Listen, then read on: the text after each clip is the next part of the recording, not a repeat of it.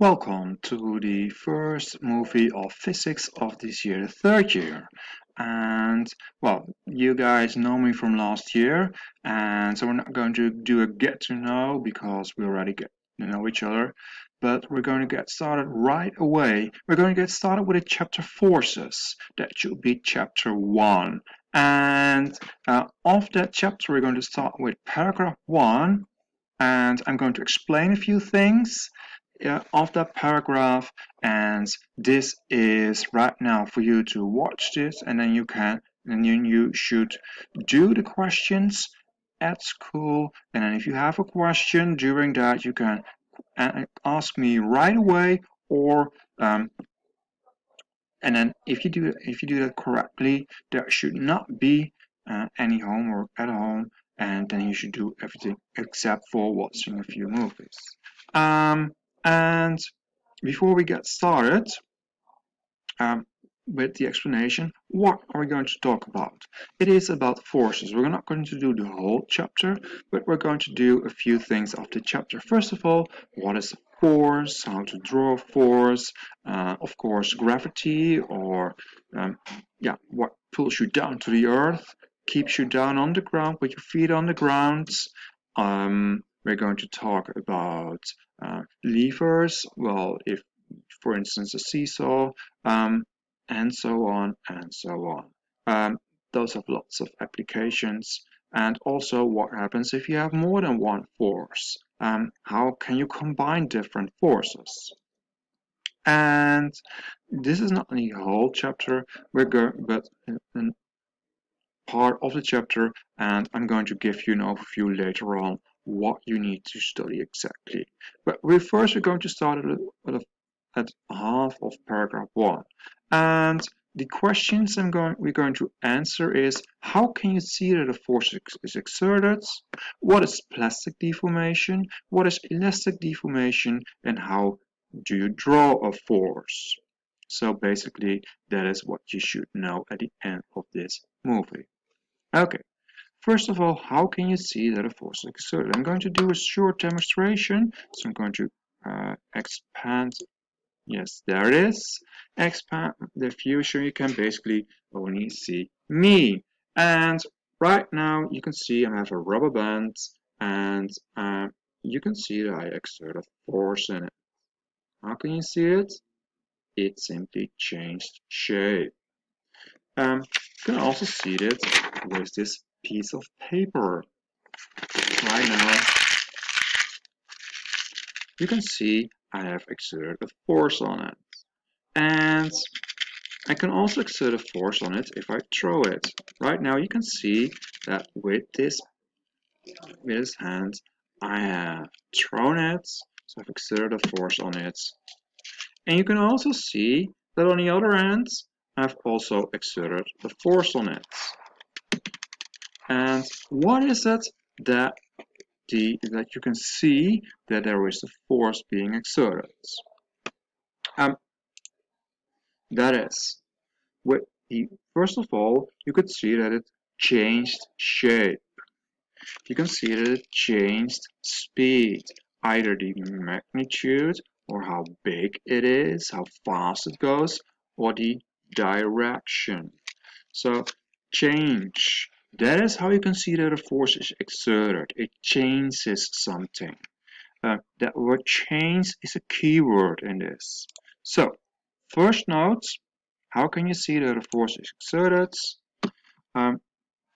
You can see that a force has been exerted. Basically, exerted means that there is a force that is applied. If I exert a force, I push or I pull or I twist.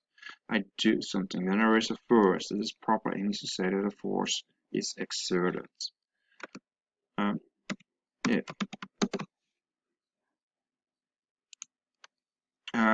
if the shape changes, the speed changes, it goes faster or slower, or the direction changes.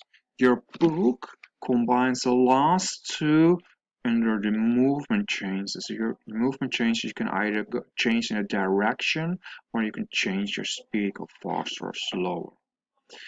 This is how you can see that a force has been exerted.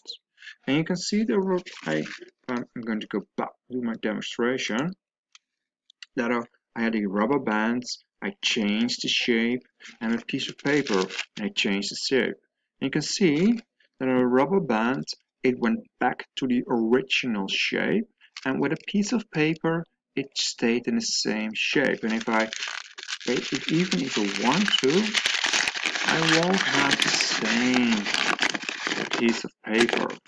But that really doesn't matter that much. What matters is that with a rubber bands, with elastic band, it changed shape and then it went back to the original shape. And over here with the piece of paper, it stayed in a new shape. And that has a different name. One is called a plastic deformation and the other one is called an elastic deformation. Well, how can you remember, well, basically what is what? So we have plastic deformation, change of shape that stays. That is one thing. And elastic deformation, change of shape that where the object goes back to the original shape. How can you remember what is what? A plastic surgeon changes your shape forever. If you go to a plastic surgeon, your shape is changed forever. And elastic deformation can think of the Dutch word for a rubber band, elastiekje. So elastic with a rubber band, elastiekje, plastic with the plastic surgeon.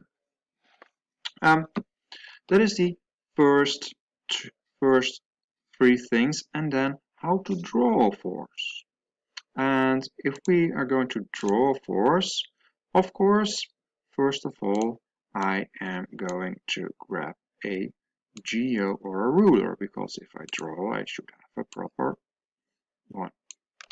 And you see my geo, and I have a picture over here of a businessman, and apparently he didn't know the signs of his car that well enough that he was able to understand that he, for instance, needed to put petrol in his car or it broke down. Doesn't really matter, but he needs to push it. And he exerts a force of 100 Newton to the right, so in that direction. And you need to draw this force. Well, that is strange, because a force basically is it's not something that you can see. So how can you draw something that you can't see? Well, scientists or physicists basically thought up of a way to represent it, to show what is what. And what did they do? Well, they basically said, okay, what is it that we need to show of a force? What is there of a force? First of all, you can see how big the force is, the magnitude. So what we need to have is, first of all, a magnitude. Then you can see it's to the right. So we need to somehow show a direction. And you can also see that he pushes over there. He pushes on the car, but he doesn't push on the bumper. So it's a place, and it's called a point of application. So he basically needs to draw magnitude, so how big, and we need to draw a direction, and we need to start somewhere, where it is. And if you ask, what can we draw that has a size, a direction, and where in the starting point, an arrow. And that is called in math, that is called a vector. So we're going to draw a vector. This as an arrow, and it's called a vector. A vector. And so basically we need to draw back an arrow in that direction, starting over there, but how big should it be? It says newtons, force is in Newton, so but this says centimeters. And it's something that we can solve with something you've already learned with uh, geography. With geography, you have a scale for a map. 1 centimeter on a map corresponds with 100,000 centimeters in reality, for instance, or anything like that. And here we have a scale for a force. It's a force scale, and a force scale is how many newtons is 1 centimeter. Always 1 centimeter.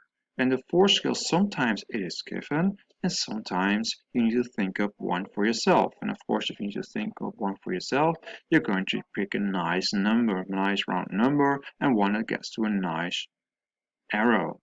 For instance, over here, if I need to draw a force of 100 Newton, I don't want to have a force scale of 1 centimeter corresponds to 1 Newton. Then I have to draw 100 centimeters, 1 whole meter. And I'm not going to do that. Ideally, I want to have a vector, an arrow of around 5 to 10 centimeters. And you can see over here, 100 Newton. Well, one force scale would be that 1 centimeter is 10 Newton. Another one would be 1 centimeter is 20 Newton. I'm going to pick one, one centimeter corresponds to 20 Newtons because I got a nice length for that. Hey, I need to grab this one. Why can't I grab this one? Yeah, there it is. I'm going to place it over here because I know I'm going to start over there. I'm going to go through the right, and first I need to write down my force scale.